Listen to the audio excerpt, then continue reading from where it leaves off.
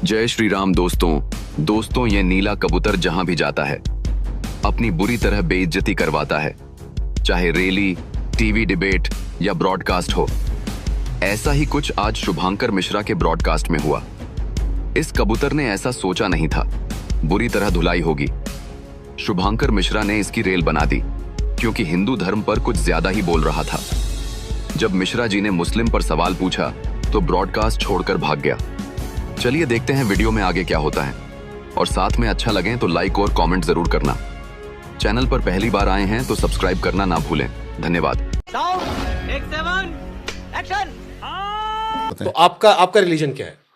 आप हिंदू हो, बुद्धिस्ट हो, एथिस्ट हो, क्या हो? मैं इंसान हूँ, मैं सभी धर्मों का सम्मान फिर भी करता कुछ तो टिक मारते होगे ना। वो तो अक्षय कुमार का डायलॉग है कि मैं इंडियन टिक कर देता हूँ, बट प्रैक्टिकल लाइफ में कुछ तो लिखते होगे ना आप। एक्टर में और वर्कर में फर्क होता है। आपका स्टाइल पॉलिटिक्स का एक्टर वाला ही है।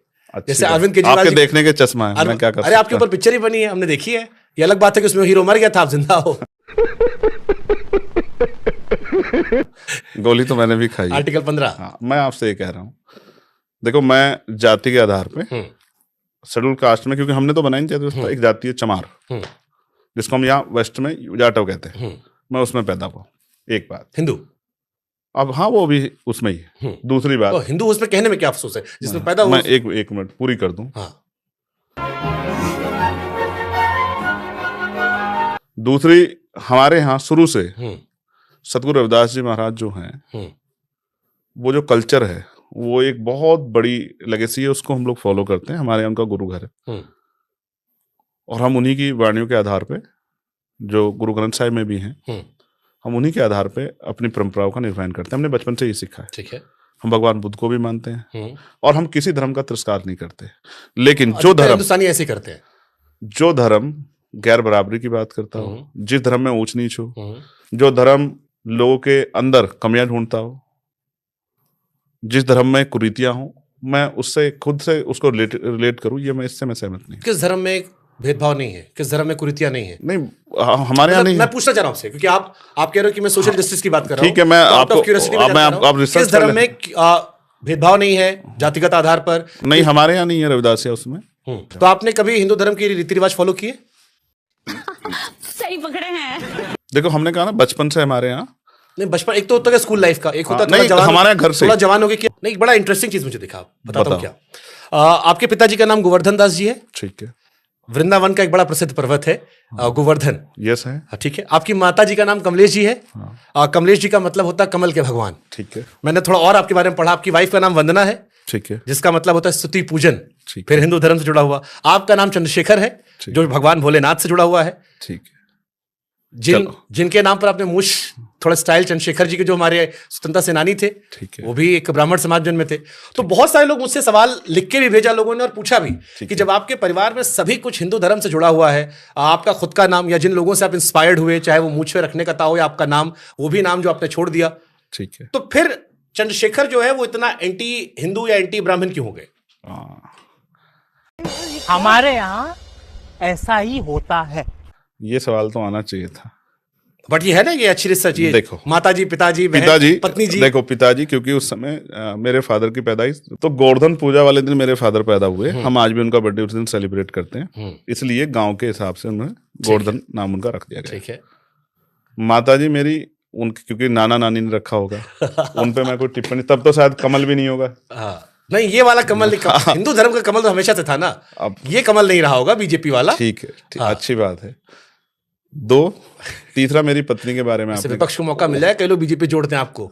ठीक है, नहीं, ऐसा देखो, कोई क्या जोड़ता है उसका ठेका लेके नहीं मैं बैठा। आप पत्नी का भी नाम, पत्नी का वो मैंने नहीं रखा, वो आपके हाथ में था भी नहीं। हाँ, रही बात, और आपका नाम जो भोले शंकर के नाम पे रखा, वो मेरे पिताजी ने रखा। और मेरे भाई का नाम पता क्या है? क्या? भगत सिंह। जबरदस्त। अब क्या कहोगे? मेरे पिताजी ने शायद क्रांतिकारियों से इंस्पायर होके हम लोगों के नाम रखे। मुझसे जो बड़े भाई है उनका नाम भगत सिंह है, मेरा नाम चंद्रशेखर। तो ये दो करैक्टर हैं जिन्होंने देश की आजादी के लिए बलिदान दिया। सही बात है भाई साहब, कुछ ज्यादा नहीं हो गया ये? मतलब कुछ भी। तो मेरे पिताजी ने क्यों रखा नाम मैंने आपको बता दिया। आप जबरदस्ती अगर, और ये जो मूंछों को ऐटने का स्टाइल था, ये चंद्रशेखर आजाद जी से। अब कहोगे तो मैं फिर फोन दिखाऊं, मेरे फादर इससे बड़ी मूंछें रखते थे। लेकिन अभी आपकी मूंछें थोड़ा नीचे लटक गई है, ऊपर नहीं है। वो जो ऊपर वाली आती थी ऐसे करके, ऐसे वाली नहीं है। नहीं, अभी अभी थोड़ा सा ताव वाली नहीं इस सरकार को गिरा दे फिर ताव दे देंगे। मुस्लिम वक्फ बोर्ड सही है? मुस्लिम वक्फ बोर्ड सही है। हाँ, उनके राइट्स है, मैं इस पर सहमत हूँ। उनके राइट्स है, वो अपने राइट्स को किस तरह से प्रोटेक्ट करते हैं, किस तरह यूज करते हैं, ये कॉन्स्टिट्यूशन ने उनको राइट दिया है। सरकार सनातन बोर्ड की मांग चले, उसको भी सपोर्ट करोगे? सनातन बोर्ड तो है ही ऑलरेडी। कहाँ है? सारे मंदिरों पे कब्जा है हिंदू अपर कास्ट के लोगों का। कहते हैं सब सरकार के कंट्रोल में है। कौन से सरकार का कंट्रोल? सारा मंदिर सरकार ने कंट्रोल कर रखा है। कौन सा सारा पैसा कौड़ी हिसाब किताब सब वो देखते हैं। धर्म के आप फिर समझिए ना, सिर्फ पैसे के क्यों देखते हैं कि पैसा ही है? मंदिर तो आस्था केंद्र है ना। सनातन बोर्ड अगर बनता है तो आप समर्थन करोगे? मैं फिर आपसे कह रहा हूँ, मेरा उस नहीं, बोर्ड, है, अच्छा उस officially- बोर्ड का हेड कौन होगा? मैं हूँगा क्या? अब आपने मुस्लिम वक्फ बोर्ड तो नहीं पूछा कि उसका मैं हूँ? वो आज का बना हुआ है क्या? नया बनने वाला? मुझसे फिर वो कह रहे नहीं, ये सवाल इसलिए पूछ रहा हूँ मैंने कि- कहा अगर मैं पार्लियामेंट में होता, ईडब्ल्यूएस पे जोरदार विरोध करता, नहीं था। तो जब वक्फ बोर्ड बना मैं नहीं था। चलो पार्लियामेंट की बात कर लेते हैं। यूनिफॉर्म सिविल कोड की बात चल रही है, उसी से जुड़े ये दोनों सवाल थे। ठीक है, उसका समर्थन करोगे? यूनिफॉर्म सिविल कोड इस देश के साथ बहुत सब चीजें जुड़ी हुई हैं। जैसे आपने कहा कि आपके नाम के साथ, अभी मुझे चंद्रशेखर कह रहे थे कि मैं ये बिल लाने वाला हूं कि हर आदमी एक जात पात खत्म कर दिया जाए, सब बराबर कर दिया जाए। ठीक है। तो अब इस देश में दंड विधान अगर एक है, ठीक है, तो फिर बाकी चीजें क्यों समान ना की जाए? बहुत अच्छी बात है, मगर मैं आप ही की बात तो कर रहा हूं, ये तो ठीक आप ही है। के थॉट्स में जा रहा है। फिर वही बात, मीठा मीठा गप गप तीखा तीखा थूक थूक। अच्छा बात नहीं है।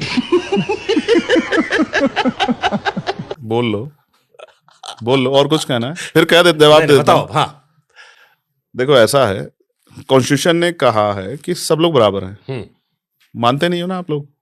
क्यों नहीं मानते? मैं मुझसे क्या कह रहे, मैं तो मानता हूँ। तो कमाल है आपके ऑडियंस के। अब आप मेरी ऑडियंस है जो चलो आपको भी ठीक। वोट देती है और जो दुनिया को अच्छा देती है, ठीक, अब सुन लो। जहां आप बैठे हो। संविधान ने तो बहुत दिन पहले कह दिया कि जाति के आधार पर डिस्क्रिमिनेशन नहीं होगा, लेकिन हो तो रहा है ना। नहीं कर दो इसको कि नहीं होता। हाँ, तो गलत अपने तो गलत मैं फिर ये कह रहा हूं, गलत देखो जस्टिफाई। देखो मैं फिर आपसे ये कह रहा हूं, अब आदिवासी हैं, आदिवासियों का अपना धार्मिक स्ट्रक्चर है, अब उसको ओवरलैप नहीं कर सकते। भारत क्या है? भारत को समझने के लिए अभी की वोटर नाराज ना हो जाए। अच्छा मुस्लिम वोटर। बोल लो और कुछ बोलो। फिर मुझे बताओ कि हर मंदिर के नीचे जो मस्जिद खोदा जा रहा है, उधर की बात की तो यहाँ से कहाँ से आ गया? मैं तो कह रहा हूँ जो गलत आप है, मेरा डर हिंदू बता धर्म में रहे जो हैं। गलत है वो गलत है, मैं तो कह रहा हूँ। कहो कि ये सब गलत हो रहा है। किस क्या चीज? कि ये जो आज जो है नए स्ट्रक्चर, जब आप हमारे पास जो है 91 का जो है भाई पार्लियामेंट का कानून बना हुआ है, वर्शिप एक्ट बना, फिर क्यों कर रहे हैं? सही बात है। बड़ा हरामी हो बेटा। अब आप मुझसे कहो। अच्छा क्या कहो, बताओ। कि इस देश में हिंदू मुसलमान के लिए एक नियम कायदा कानून होना चाहिए, एक्स्ट्रा प्रिविलेज नहीं मिलना चाहिए। अच्छा ठीक, मैं कॉन्स्टिट्यूशन से बाहर हो गया।